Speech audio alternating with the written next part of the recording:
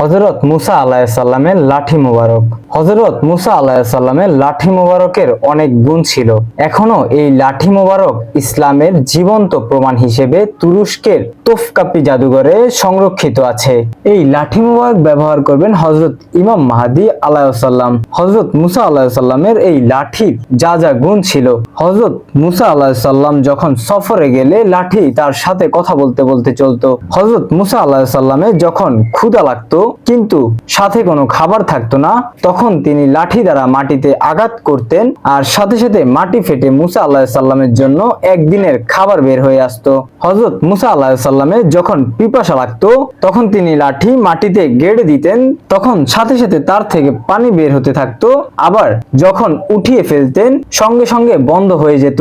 হযরত মুসা আলাইহিস সালাম যখন কোনো ফল খাইতে চাইতেন তখন লাঠি মাটিতে গেড়ে দিতেই সঙ্গে সঙ্গে সেটি একটি গাছ হয়ে যেত, তার মাঝে পাতা হতো এবং ফলও হতো। যখন কুয়া থেকে পানি উঠানোর প্রয়োজন দেখা দিত তখন সেই লাঠিটি বালতির কাজ করত। পানি যত গভীরে থাকতো লাঠিও তত লম্বা হয়ে যেত।